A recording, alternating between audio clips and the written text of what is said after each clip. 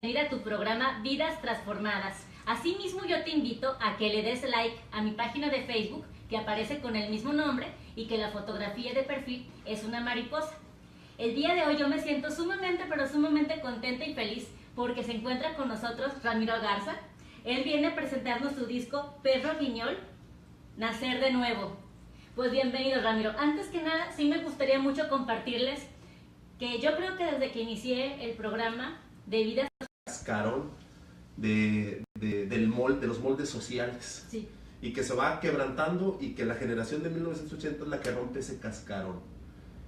¿Por qué digo eso? Porque yo vengo de esa generación que empieza ya más de una forma más palpable a rebelarse contra los moldes ideológicos, que empiezan a luchar contra ¿qué moldes? Contra el sistema mecanizado. Que tengas forzosamente una vida, una carrera, que cumplas con ciertos requisitos, con una buena moral, etcétera. Y es una generación que lamentablemente, y ahorita te voy a explicar por qué también digo que lamentablemente, rompe el cascarón y termina por agrietar los moldes sociales, porque todo empieza a permitirse. Entonces, dentro de esa generación yo me considero que todavía actualmente, que soy cristiano, que ya he conocido a Jesucristo y que sé que Él vive y reina, me sigo considerando una persona escéptica, porque no me creo cualquier cosa que me dicen solamente porque la escuche, sino que trato de someterla a un juicio, y verificar cuanto menos la lógica elemental que hay detrás de cualquier cosa que me diga. Entonces yo vengo de esa generación en la que para yo ser cristiano necesariamente tenía que existir Jesús para que yo pudiera ser cristiano. Y esa es la manera preliminar de mi estado, de mis ideas, de mi filosofía, por así decirlo, de cómo yo empecé a conocer a Jesús. Lo digo así porque el trabajo con Dios es paso a paso, y uno no puede percibirlo, pero así es como Él trabaja en nuestras vidas. Entonces yo era una persona completamente escéptica. Eso es lo que estoy tratando de mencionarles para que sepan cuál era el trasfondo de mi psicología. Entonces, como una persona escéptica, pero que leía, yo sabía que la palabra de Dios te puede, yo la leía, pero solamente la leía por una cuestión cultural. No me interesaba pertenecer a un gremio religioso. Y así en esa situación era en la que yo me encontraba cuando empezaba a conocer de las Sagradas Escrituras, que no era creyente. Sí. A la par de esa situación, o sea, por ejemplo, te puedo mencionar en el sentido estrictamente racional, sí, pues cómo iba yo a creer en la Biblia si, por ejemplo, Zeus, que es un mito, también bajaba del cielo y se relacionaba con mujeres, y pues de ahí que salieran los semidioses como Perseo. Sí. O bien, tomando en cuenta a los historiadores, que ellos descalifican las escrituras basándose solamente en un prejuicio, que es posible que una persona se levante de los muertos. Entonces, como eso no es posible, no puede ser verídico. Entonces, a la par de esas ideas que yo tenía, también había un trasfondo, lamentablemente en mi vida, que era la enfermedad, que yo empecé a partir de la prepa, empezar a desarrollar como una paranoia, que yo sentía que yo estaba en algún punto y alguien me observaba, o que me perseguían, pero no era un ser tangible. Entonces, gradualmente, este problema se fue desarrollando hasta que se convirtió en un cuadro esquizofrénico, en un lapso de 10 años. Y dentro de esa esquizofrenia paranoica, yo pues podía perder la razón momentáneamente. Hay muchas personas que pueden constatar que lo que yo te estoy contando ahorita no es un invento, no es obra de la fantasía, es algo que realmente pasó. Y en todo ese lapso, de los 10, 12 años que yo estuve así, hubo un conflicto, porque muchas cosas de las que yo experimentaba en mi enfermedad, que se podían denominar alucinaciones, eran difícilmente para mí catalogarlas de esa forma, porque algunas tenían conexión con la realidad. O sea, por ejemplo, yo me dormía y en alguna etapa del sueño sentía que alguien me estaba oprimiendo, pero también en una parte de ese mismo sueño yo podía soñar cosas que luego pasaban. En la etapa donde escuchas voces tanto externas como internas, yo ahí percibía cosas de las personas que me rodeaban, y luego resultaba que esas cosas que yo pensaba, luego resultaban ser ciertas. Y entonces todas estas cosas, pues yo no se las platicaba a terceros, porque pues quién te va a creer que eso sea cierto, ¿no? Entonces yo procuraba... Si tú consideraron que te podían catalogar.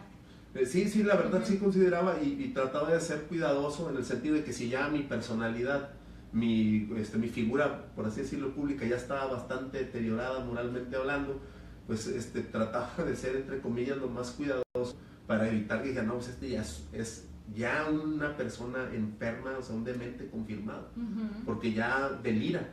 Porque precisamente en la esquizofrenia tiene partes donde las crisis pueden llegar a ser tan fuertes que tú te puedes autoherir, puedes en un ataque de ansiedad herir a otras personas. ¿Y tú sí llegaste a herirte? A herirme yo sí, muchas veces. De hecho, si ahí nos están viendo personas que me conozcan y que alguna vez trabajaron conmigo por ahí del 2005, 2007, perdón, se van a acordar que yo siempre llegaba lastimado a mi trabajo.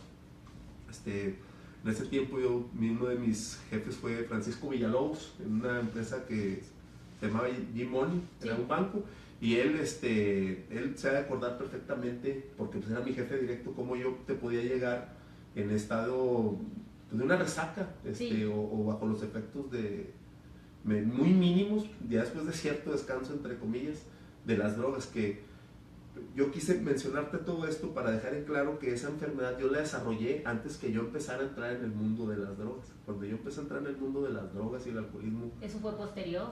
Fue posterior, pero también lo empecé a hacer porque los medicamentos que te dan para la enfermedad... No te estaban resultando. Y yo ya, sinceramente, por muchas cosas que yo leía, tenía también ya un cuidado específico porque esos medicamentos, lo mismo que las drogas, ¿verdad? Uno es a veces muy incoherente y cuando estás bajo los influjos del alcohol o simplemente que estás en la enfermedad, porque no me cuidaba, o sea, entonces yo dejé de consumir los fármacos y yo me drogaba, pero no era porque yo quisiera conquistar el placer, para yo decir, ay, qué padre, ahorita ya me puedo drogar, no, sino que simplemente ya cansado, ¿no? Estaba muy cansado y los utilizaba para evadir. Para evadir la realidad de lo que estaba, o sea, estar lo más sedado posible, pero también para descansar un poco, porque yo no puedes dormir, o sea, es una enfermedad que te ataca desde la maníaco-depresión, desde la paranoia, desde la alucinación, y piensas, puedes tú darte cuenta que estás pensando cosas que a lo mejor no son ciertas. ¿Cuánto tiempo estuviste así, pasando por esa enfermedad? Entre 10 y 12 años, pero fue gradual. Okay. O sea, llegó un momento donde ya fue más visible porque yo tenía muchos tics, o de repente yo me empezaba a hablar solo, a pelearme. Cualquier persona que me haya visto en ese momento, pues conmigo mismo, porque no había nadie más. ¿Y tu familia en ese sentido cómo te apoyaba? Mira, yo te voy a ser bien franco. O la verdad es que no les hacías caso. No, bueno, una vez que no les hacías caso, ellos, yo trataba siempre de ocultar mi problema. O sea, yo no los puedo responsabilizar a nadie de mi familia de haberme o no haberme apoyado, porque yo nunca me abrí, porque parte del desarrollo de la enfermedad, de lo que tú vives, es que tú te aíslas y te saca te haces muy frío con las personas que te rodean.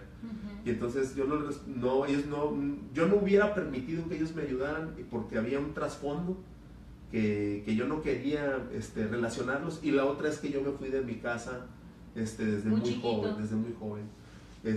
Yo cuando ya empecé a radicar aquí en la ciudad de Monterrey, mis papás vivían en la ciudad de Galeana, Nuevo León, yo ya cada vez dejaba de ir, y entre más enfermo yo estaba, ya menos me acercaba, porque yo sinceramente en ese momento pensaba que la fuerza de voluntad, porque siempre he sido, lo digo sin el afán de presumir nada, es una persona que lucha por las cosas que quiere. Entonces yo quería alcanzar la sanidad y yo pensaba que la podía alcanzar por mi propia voluntad, o sea, buscando a lo mejor lo que Friedrich Nietzsche dice sobre el superhombre, aquella persona que no pretendiera yo llegar a ese egoísmo, pero dice que el superhombre puede dominar todas sus pasiones. Y si realmente yo era tan dueño de mi mismo cuerpo y de mi humanidad, como a veces lo creemos en la libertad que tenemos, pues entonces ¿por qué no podía hacer que mi cuerpo hiciera lo que yo quisiera? Y eso fue lo que desencadenó lo de las drogas, porque te estresabas, porque tú no te podías dominar. No, aparte, por más que lo intentabas, no podías controlar tu enfermedad, ni estar escuchando o viendo.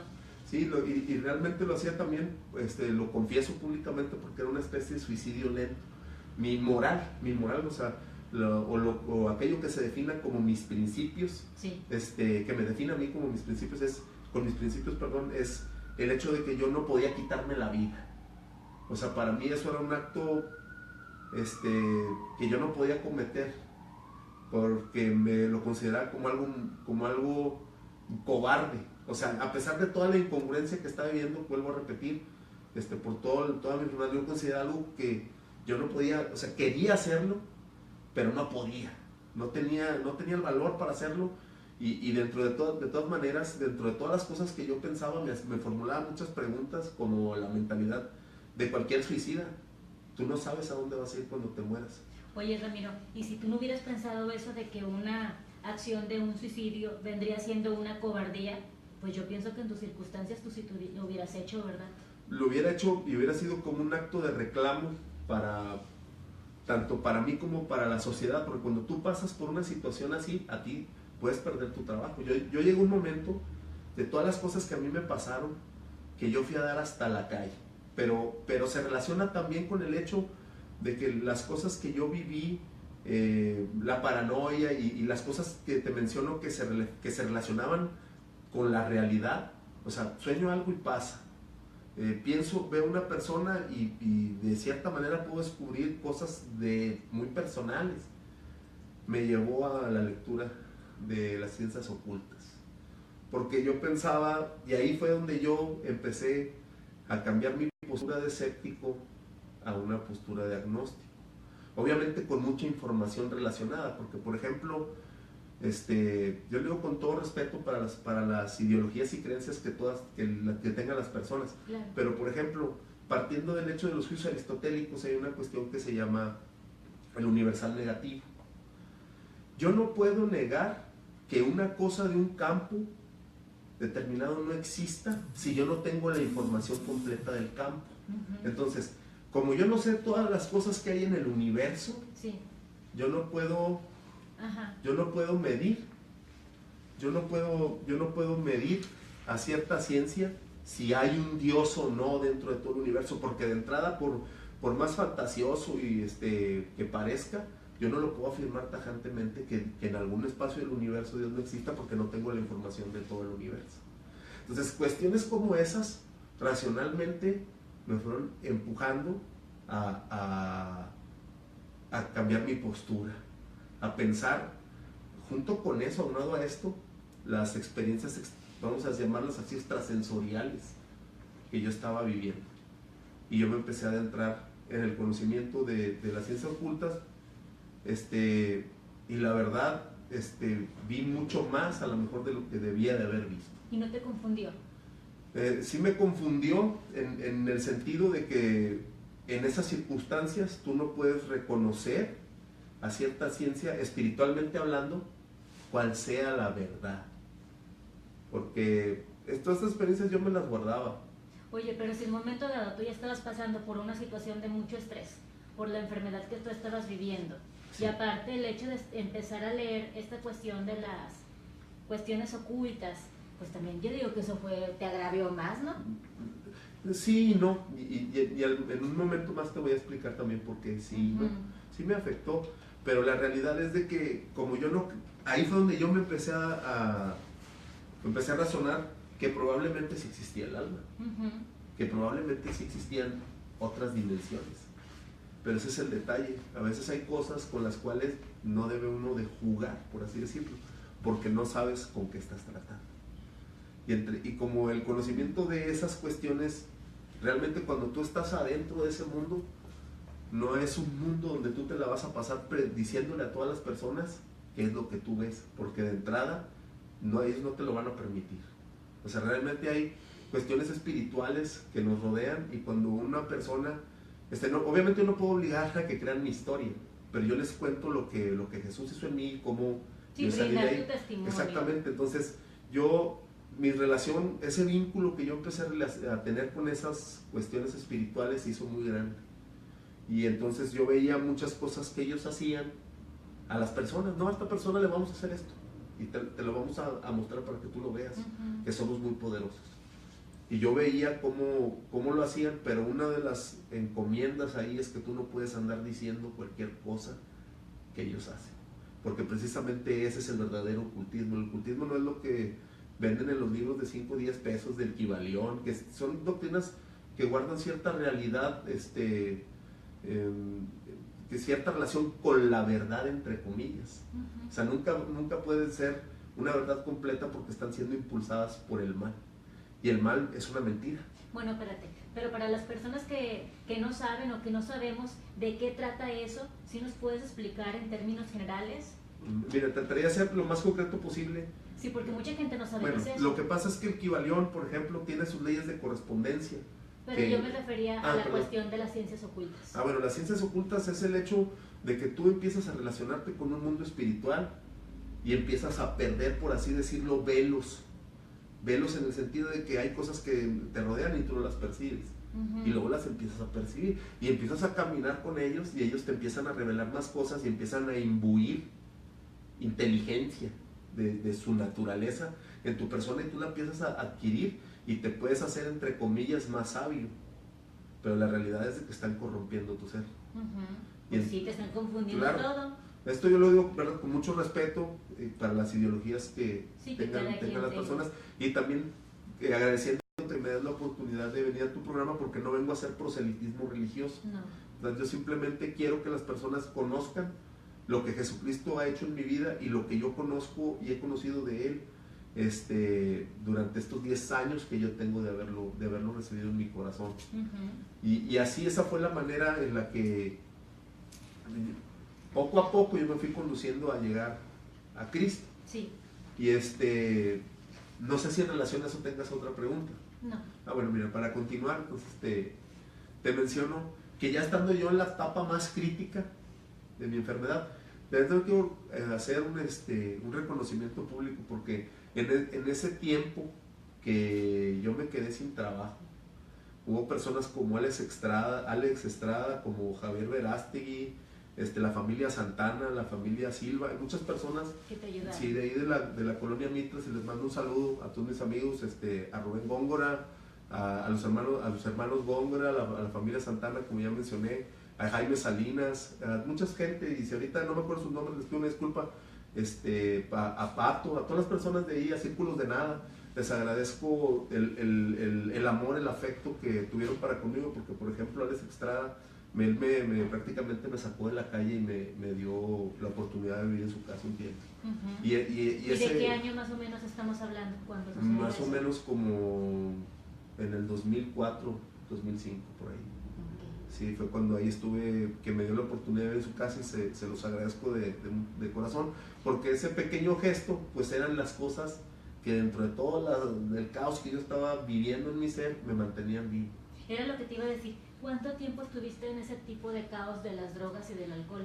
Las drogas yo creo, si mal no recuerdo, que ya empezaron como a partir del 2001, 2012 en adelante. Ok, para el 2004 tú todavía continuabas en eso. Sí, todavía continuaba y me estaba haciendo más asiduo, más adicto. La realidad es de que cuando tú ya empiezas a consumir una droga y tú empiezas a tomar, ya pierdes el sentido. Tú eres un drogadicto. Yo lo digo con respeto, por cualquier persona que consuma cualquier tipo de droga, la realidad es de que ya estás generando una dependencia.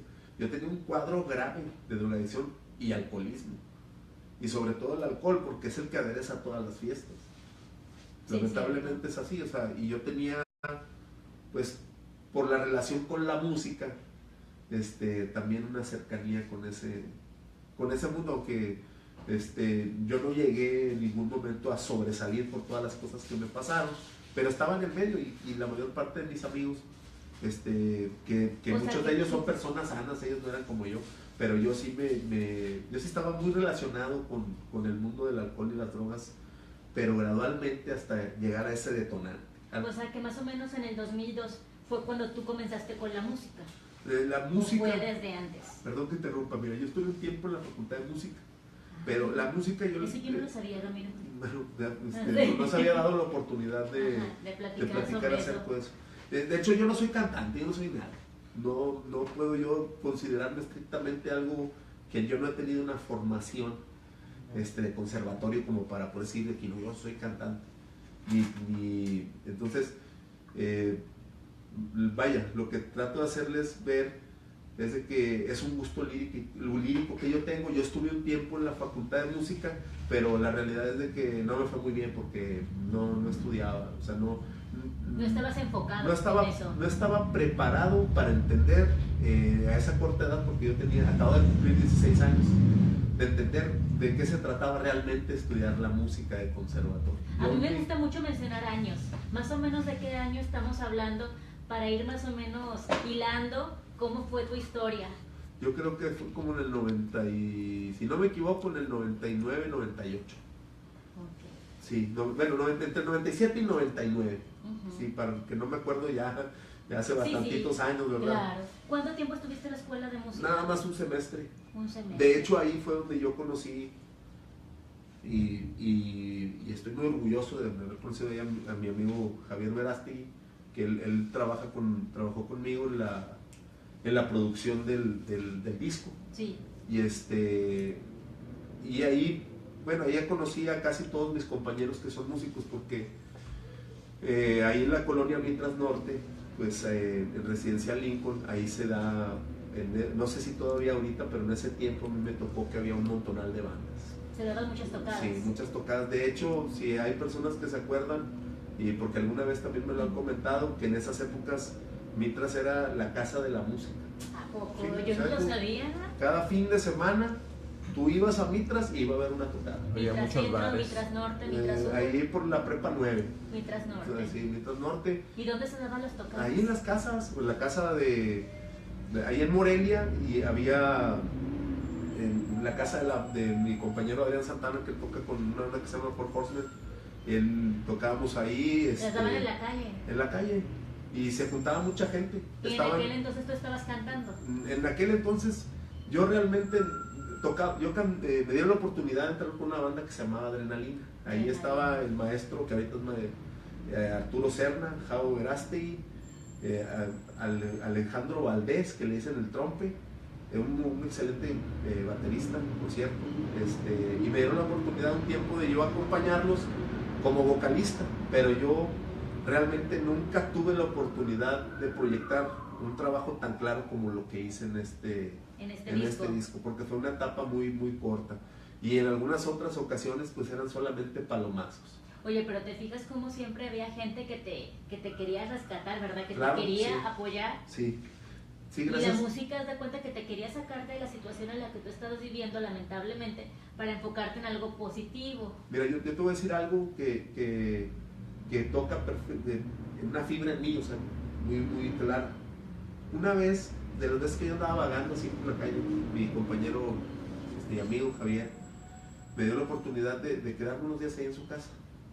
Y me acuerdo que estando yo ahí recostado en un sillón que ellos tenían allá afuera, yo pensaba, y lo tenía como una visión muy clara, y a lo largo de toda mi vida era que mi música, que es una música lírica, porque yo no soy un músico como tal, como ya lo mencioné, pero esa idea de crear algo era de lo que yo me estaba agarrando, o sea, de vivir y por y para la música, aunque no lo pudiera hacer en ese momento, era algo que yo anhelaba, o sea, el momento en el que yo pudiera finalmente ya proyectar algo, hacer algo con los pequeños talentos que Dios me había dado.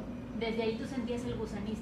Sí, no, eso viene desde la infancia, desde mi mamá a lo mejor sabe acordar, desde que yo tenía 4 o 5 años yo ya cantaba, o sea, ya empezaba yo ahí a tararear canciones de Ricky Luis, de Laureano Brizuela, de Luis Miguel, porque pues eran los artistas que uno veía en la tele, ¿verdad? Sí, o de sea, moda, pues, en aquel entonces. No me inclinaba por a lo mejor ya una música más encaminada al heavy metal, que era el gusto que yo tenía por la música, así como el metal progresivo, y en general todo género que pueda ser apreciado, ¿sí? Como inclusive la música clásica. Oye, fíjate, Ramiro, entonces vamos otra vez a regresar al punto de cuando estabas tocando allá en la colonia Mitras Norte. Eso vendría siendo el objetivo por el cual entonces tú te levantabas en las mañanas. Porque ya estabas pasando en esa situación por lo de las drogas, por lo del alcohol y aparte por lo de la enfermedad de esquizofrenia, ¿verdad? ¿Qué era tu único motor de motivación? La música. La música. Yo vivía, solamente decía, esto es como que algo que nunca me van a poder arrebatar. Esto es algo mío. ¿Tú considerabas que alguien te estaba arrebatando la vida? En algún sentido sí, porque como te lo mencioné, yo ya en mi enfermedad, que yo la catalogaba también como enfermedad porque yo no tenía una manera de decir, miren, esto no tenía un reflejo palpable con la realidad como para señalar a alguien y decir, esta persona me está haciendo esto. O sea, era un fantasma, por así decirlo, un espectro, algo que no se ve. Pero yo sabía que ese algo que estaba operando en mí me estaba quitando todo. Claro. Porque yo no podía trabajar, yo no podía ir a durar en un trabajo, porque a lo mejor aunque yo hiciera todo lo posible por mantenerme lúcido, me volvía. Y entonces todo el tiempo... ¿Qué enfermedad más espantosa, verdad, pues ¿Y sabemos por qué se da? Pues puede ser algo genético. Sí. Sí, yo recuerdo, mi papá pues, ya finalmente con Dios, pero yo notaba que en algunas ocasiones tenía ciertos achaques similares, no tan palpables, pero cierto grado de esa situación. Pero bueno, finalmente también Dios me mostró muchas cosas ya cuando yo ya estaba, cuando conocí a Jesús, que como te había mencionado, y después yo ahí me hice consciente de que mi enfermedad como tal no era una enfermedad, sino que era algo espiritual, que yo estaba dominado por una fuerza maligna que me tenía como su esclavo. ¿A qué punto llegaste o qué fue lo que te provocó pensar eso? Lo que pasa es que mira, luego ya de todas las cosas que te mencioné, y voy a ser muy breve, no quiero abrir todo un lapso para un testimonio, tal vez en otra ocasión podríamos platicarlo más de forma concreta. La manera en la que yo descubrí que yo no estaba enfermo es de que yo tenía una relación con una muchacha con la que yo había durado 5 años y a raíz de eso yo me hice muy amigo de su hermano. Son personas que yo no les tengo ninguna mala voluntad porque yo he aprendido que la palabra de Dios dice que si tú perdonas tú vas a ser perdonado. Y no estoy aquí para destruir a ninguna persona ni nada, simplemente quiero hacer hincapié en que Dios me permitió que me diera cuenta que durante ese tiempo que yo había estado conviviendo con esa persona, mi grado de enfermedad había aumentado. Pero yo nunca me había dado cuenta hasta que Dios en concreto me permitió ver que esa persona le estaba ayudando, lo digo así, a una fuerza maligna a manipularme. Y que me estaba manipulando con telepatía. Sé que es algo que a lo mejor no se puede validar que sea cierto, pero esa fue la manera. Que hubo un lapso de tiempo en el que convivimos ya casi yo para recibir a Cristo, que él me hizo un comentario que en una fiesta, el hermano de la muchacha, una fiesta, estábamos en una fiesta y usualmente, pues como ya te mencioné, yo consumía cocaína, crack, y bueno, la piedra, que no es estrictamente el crack, pero vaya, así le llaman, hasta deshoras, ¿no? Y en una de esas, pues tuvimos una discusión y yo lo corrí a él, a otro amigo, los corrí en mi casa. Entonces él se regresó y me dijo algo que a mí se me... ¿Quedó grabado? No, a mí se me olvidó, se me olvidó. Pero luego 3 meses después, así muy breve, te digo yo, de entre todas las cosas que a mí me pasaban, yo en ese tiempo, yo tenía una novia que no era ya la chava esta, sí, con la que yo otra persona, y ella ya me había dejado por lo mismo, entonces yo quería volver a verla. Entonces esas voces me dijeron que si yo arreglaba toda mi casa, porque pues, si me generas como era un caos, el cuartito que yo tenía ahí en Macarena 110, ahí en la colonia San Carlos, ahí donde yo vivía, pues era a lo mejor no era ni tu estancia aquí de tu sala. Y ahí Pues como tenía un caso, yo limpié todo. Me dijo, si limpias tu casa, ella mañana te va a hablar. Y tú te pusiste yo a limpiar. Puse a limpiarla porque yo les tenía grado de credibilidad, porque era raro que quedaran mal. Entonces yo limpié todo y al otro día ella me habló. O sea, me habló. Y si el día de mañana llego a ver una cercanía con esa persona, ella tiene muchos mails y mucha información que puede constatar que la historia que estoy contando no son mentiras. Pero bueno, así fue. ¿Te habló para saludarte? No, espérame, fíjate, para continuar con la historia. Yo ya limpié mi casa y todo.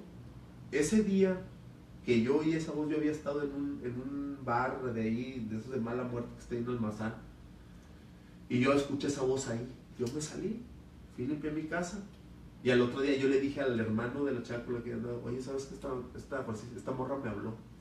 Y me dijo, ay, ya te habló. Y entonces a mí se me hizo muy peculiar la forma en la que me contestó. Y yo, ese día en la noche que yo regresé a mi casa y después de que yo había limpiado, yo le empecé a dar vuelta al cassette y me acordé que él ya me había dicho 3 meses antes, cuando limpies tu casa voy a venir. Y así fue como yo me di cuenta que eso ya era una repercusión con la realidad.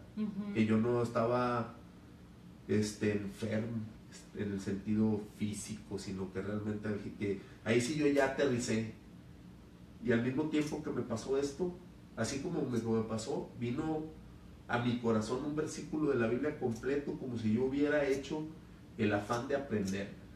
Dice, cuando la casa ha sido limpiada, cuadrada con la situación, cuando la casa ha sido limpiada, el espíritu que ha sido echado fuera va y vaga por lugares secos y no teniendo dónde morar, regresa, no teniendo dónde meterse, regresa, y viendo que la casa de donde salió, lo estoy parafraseando, dice, ya ha sido limpiada, va y le llama a otros 7 espíritus y regresan para entrar en la persona. Y el estado siguiente de la misma viene a ser peor que el primero. O sea, algo en mí me dijo, ¿sabes qué? Porque yo mi reacción fue, lo voy a matar. Porque yo ya estaba prácticamente al borde de la psicosis. Ahorita lo voy a esperar aquí, lo voy a matar. Al muchacho. Sí, lo voy a matar, porque él ya dijo que va a venir, lo voy a matar. Y pero cuando me pasó eso, o sea, una fuerza en mí sí me estaba inquietando, muévete de ahí. Prácticamente, o sea, si tú te quedas ahí, te van a desmantelar prácticamente. Y la verdad es de que yo ahí me sentí en un terreno que ya no era como el que se quiera hacer muy macho y muy hombre y pelearse donde sea, sí, aquí yo voy a poder. Me di cuenta que estaba tratando, siempre lo había sabido, pero sabía que no estaban a mi favor. Ellos me habían engañado todo el tiempo. Prácticamente yo les estaba ayudando a mi propia muerte. Yo estaba cavando la tumba y yo estaba poniendo todos los elementos para ayudarles a que ellos mismos me acabaran con mi vida. Y esa fue entonces yo ahí al tener esa reacción, yo sabía que yo nada más había leído de una magnitud de esa calidad de poder maligno, y era Satanás. Y en mi interior yo pensé, si andando así, haciendo todas las cosas que hago, blasfemando, burlándome de Dios, participando, tocando música, que lo digo con respeto para todos los músicos, yo tengo un por qué decirlo, con mucho respeto para las ideologías de cada quien, tocando una música que es para glorificar al que me está haciendo este daño, al demonio. O sea, si yo haciendo todas estas cosas, viviendo en libertinajes, en drogadicción, si haciendo todas estas cosas me topé con el mal, si Él existe, existe Jesús. Y si busco a Cristo, estoy seguro que lo voy a encontrar. Y así fue como yo me acerqué a Dios. Bueno, ¿y cuando Él va a tu casa? Yo ya no supe nada, porque yo me fui. Por lo ¿Te mismo, fuiste porque antes de que llegara? yo no supe si... Porque tú sentías que lo ibas a matar. No, yo me fui porque yo no sabía qué iba a hacer, ni con qué iba a venir, porque el mismo versículo al que a mí me estaba diciendo algo. No, eso no fue como si yo me voy a aprender toda la Biblia y luego lo voy a usar para cuando me pase una situación. No, ese versículo calzó como anillo al dedo. Oye, Ramiro, pero por ejemplo, vamos a hacer un paréntesis. Tú después tuviste que seguir siguiendo contacto con esta persona. Yo me fui. No, ¿ya no lo volviste a ver? Yo me fui, yo busqué a un amigo mío y lo saludo, que Dios lo bendiga mucho, Jesús Elizondo. Ya este reales. muchacho que iba a ir a tu casa ya no Yo lo ya no volviste a supe ver. nada. Mira, yo... Hasta la fecha. No, hasta sí lo vi yo lo he visto ya algunas veces, pero yo me lo encontré en una renovación hermosa de Cristo. Cuando yo lo vi, yo no sentí, a lo mejor solamente quizá un impulso por compromiso, cuando no, es que esta persona me hizo esto y cuando le vea le voy a hacer esto y a lo mejor eso. Pero luego es que se relaciona mucho con lo que Dios hizo en mi vida. Mira, yo salí huyendo de allí. Yo en una bolsita, así esas de plástico, metí un poco de ropa y entonces como una semana más o menos me estuve quedando a dormir allá afuera del Mercado Juárez. Y me lavaba ahí en mi trabajo. O sea, y me cambiaba con esa ropita que yo había sacado de ahí. Y un compañero, bueno, en ese momento yo sentí que yo ya tenía que salir de allí por muchas cosas que yo ya empecé a remembrar y me di cuenta cómo ya llevaba la manipulación mucho tiempo.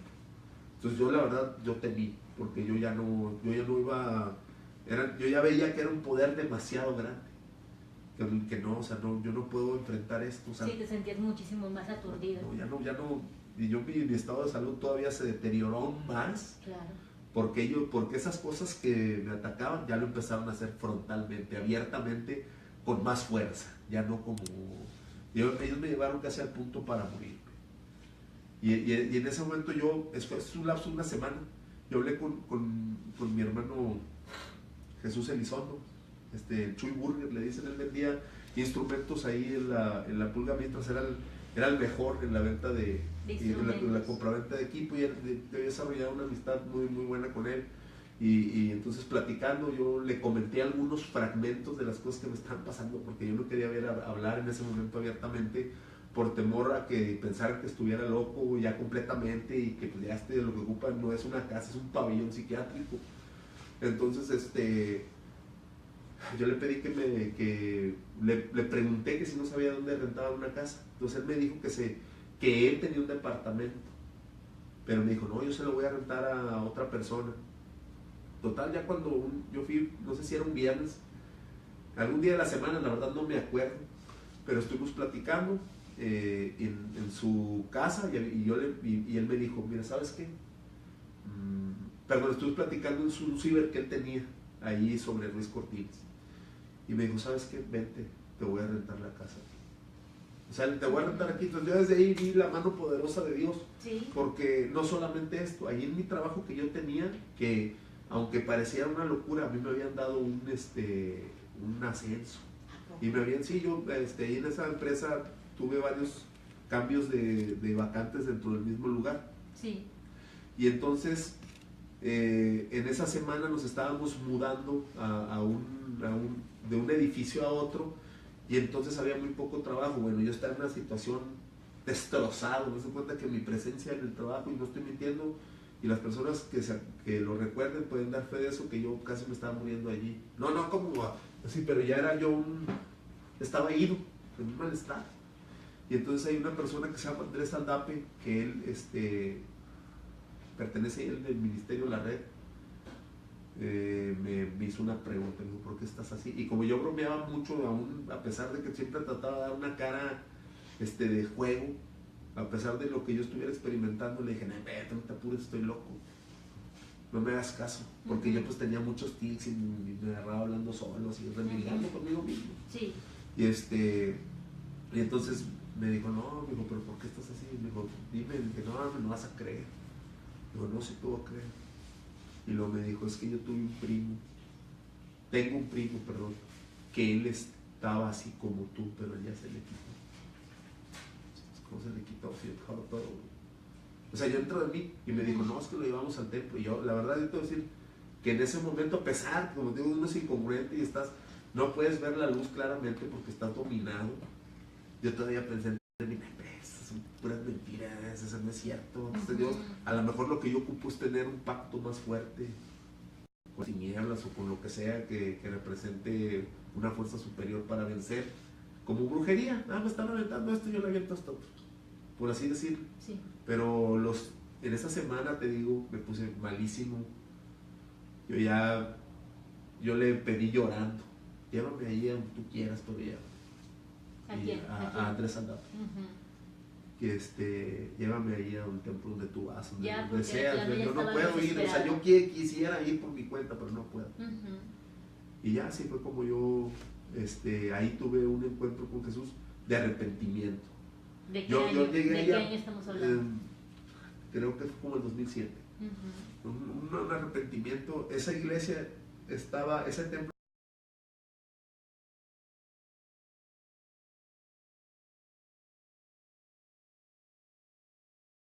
estaba establecido ahí por jardines de ya se cambiaron, ahora están en Lincoln, más o menos ahí por Rangel Frías, por esa altura. Sí, ya. Bueno, ahí hay un templo que se llama La Red.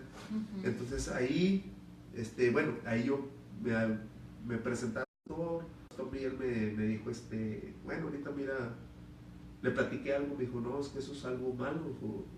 Me preguntó con una sonrisa, no de burla, me dijo, ¿y por qué te tardaste tanto en venir? O sea, ¿por qué no te habías acercado a Dios antes? ¿Y tú qué respondiste? No tenía yo sinceramente una palabra adecuada, pero no me lo preguntó con maldad. Yo reconozco que había cierta bondad en la manera en la que me dijo, mira, ahorita vamos a empezar el culto, y yo solo te pido que pongas atención al mensaje. Y la verdad es que cualquier persona podría pensar, bueno, pues ya me vio mis circunstancias y voy a inventar una historia, pero no, yo sé que espiritualmente todo lo que yo escuché en ese momento era para ti. Era un mensaje para mí. ¿Y recuerdas más o Sí, menos de qué hablaba de una persona que había estado esclavo y comparaba, por ejemplo, la naturaleza de un elefante que está en un circo. Ya cuando el elefante ya está muy viejo, ya no pelea contra la cadena. Entonces él decía, en el nombre de Jesús, sigue luchando. Para romper estas cadenas. Sí, pero no lo iba a hacer yo, lo iba a hacer Cristo. Yo digo de arrepentimiento porque en ese momento yo me quebranté delante de la presencia de Dios. Yo le empecé a pedir perdón a un Dios que yo sabía que sí existía, porque yo ya lo había constatado, que si existía el mal, forzosamente tenía que existir un bien y alguien que estuviera sobre todas las cosas, y le empecé a pedir perdón por todas las cosas que había hecho a lo largo de mi vida, completamente destrozado. Yo le pedía a Jesús que me ayudara a salir de todo esto, y en esa semana, como eso fue una semana muy rápido, yo contacté a una amiga